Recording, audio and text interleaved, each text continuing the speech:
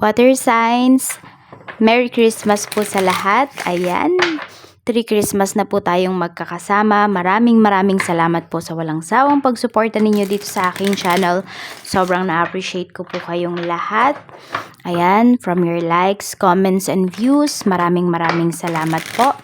And dahil busy tayo ngayon, sa January na lang ako magpapa-free reading. Ayan. Tingnan natin. Spirit guide, tingnan po natin. Mensahe po natin kay water signs, Cancer, Pisces, and Scorpio.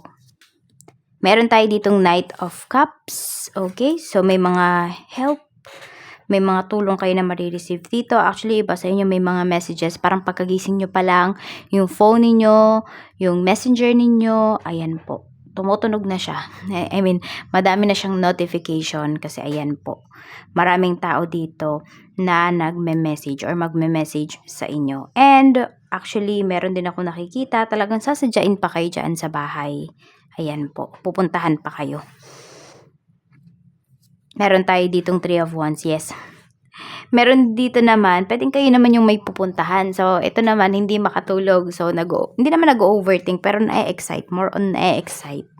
Ayan po, nilook forward niya. Parang nilook forward ng taon na to na makita mo siya. Or meron kang nilook forward dito na puntahan ngayong araw. We have 5 of Swords. Ayan, kaya lang meron tayo ditong 5 of Swords kasi. So, pwedeng sabihin natin yung isang tao na yun magde-decide na kung pupunta ba siya or hindi, tas medyo madidisappoint ka. Kasi pwedeng may na-expect ka talaga dito. 4 of Pentacles, okay. So, parang medyo may napipilitan dito. Ayan po. Sabihin natin, siguro more on schedule lang kasi yung nakikita ko dito na magiging problema. Kung hindi man makapunta yung taong to, pwedeng dahil sa schedule niya, hindi dahil sa ayaw niyang pumunta, okay?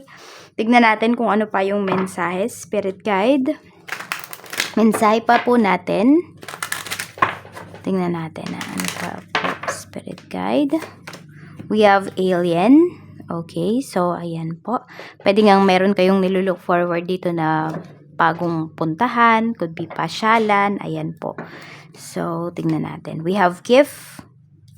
Okay, so meron magbibigay sa inyo dito ng ticket? Oo. Ticket, money, ayan po. More on about to sa vacation eh. Parang gusto ng taong to na pagbakasyonin ka. Basta may trip to, hindi ko alam kung saan place. Ayan, meron siyang ibibigay sa'yo na ticket. Pwede rin plane ticket. Meron tayo ditong guide. O, di ba may tour guide pa kayong makakasama dito. So, yung iba sa inyo, pwede po talaga na nasa vacation naman kayo. At, ayan, medyo na-frustrate lang kayo kasi pwedeng yung person mo, yun nga, dahil busy siya sa schedule. Alam mo yung tipong nasa vacation kayo, pero parang may trabaho pa rin siya. Parang ganyan. O kaya, di ba, holiday season ngayon. Tapos, kasama niyo yung family niyo, pero wala naman siyang oras kasi pwedeng trabaho pa rin yung nasa isipan niya. Ayan, parang nahihinayang kasi siya na lumipas yung araw na to tapos wala siyang kitain. Pwedeng ikaw din yan, water signs. We have flower. Okay, so may sweet talaga sa'yo dito. Mukhang may magbibigay pa sa'yo dito ng flower. Or something na gustong-gusto mo talaga. Kung hindi ka naman mahilig sa flower, ayan, kasi di naman lahat babae dito, 'di ba? And hindi naman lahat mahilig sa flower. So, parang kung ano yung hilig mo, yun yung ibibigay sa'yo ng taong ito. Ayan yung marireceive mo. We have chase. Ayan po. Okay, so meron ngang hinahabol yung taong to. Na oras. Ayan po. Tatrabaho. Kaya hindi siya makapag-focus dito. We have bridge. Huwag ka mag-alala kasi once naman natapos niya, ay nag-aalala din pala kasi yung iba sa inyo. Kasi baka once natapos na, nakauwi na din kayo. So, ayan po. Siguro bigyan mo muna siya ng ng space yung taong to kasi inaayos niya talaga para mapabilis siya. Ayan, at makapag-focus siya sa inyo. Ayan po. So, meron din mga tao dito na parang makikipag-reconcile sa'yo, makikipagbati sa'yo, water signs. Ayan. Parang alam mo yung nakita nila na hindi ka pala toxic. Okay, nakita nila na kung meron man nakarating na chismis sa kanila, na nagkamali pala sila.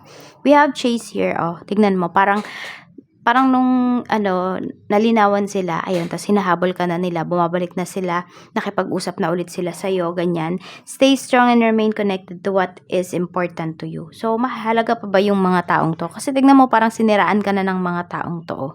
Tapos biglang ngayon, kinakausap ka na naman nila. So, medyo mag-ingat ka kasi pwedeng yung mga tao na yan, hindi mo na talaga sila pwedeng pagkatiwalaan pa.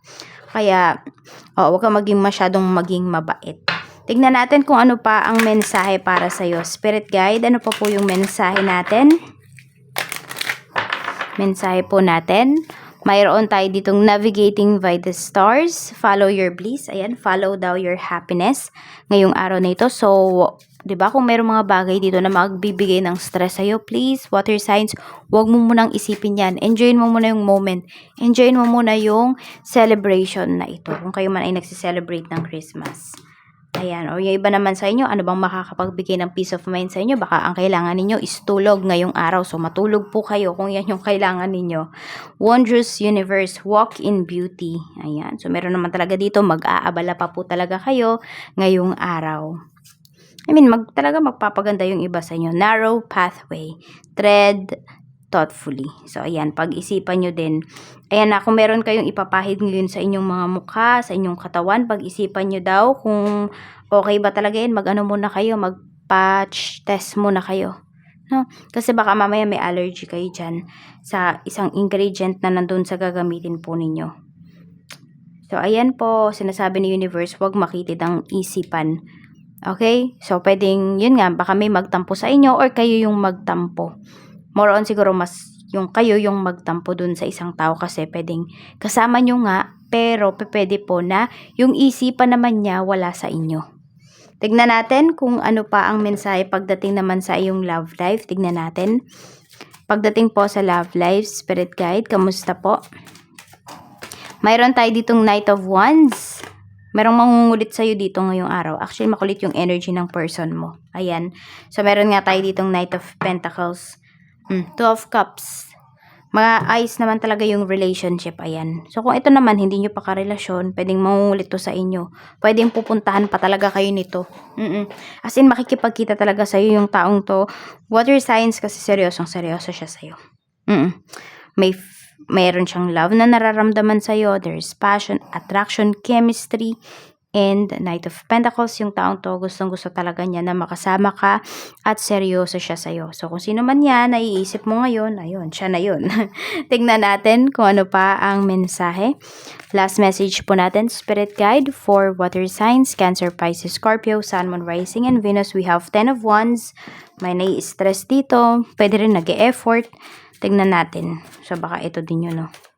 Gusto niya mag-effort, but I know I was a distraction from your pain. So, may nai-stress dito. At yung taong to, parang gusto niyang saluhin yung stress na nararamdaman mo. Okay lang sa kanya, kahit sa kanya mo yan ibigay. Bakit? Kasi this person loves you. Mahal ka ng taong to. Parang, kaya niya talagang mag-sacrifice para sa'yo.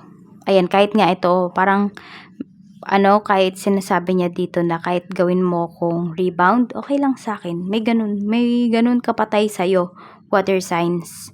Iba sa inyo, hindi nyo pa to kilala eh. Could be admirer nyo to. Or isa sa mga nagkaka-crush, nagkakagusto po sa inyo. So, ayan lang po ang mensahe para sa'yo, water signs. Maraming salamat. Mag-iingat ka po always. Merry Christmas again. And enjoy the rest of your day. Bye-bye!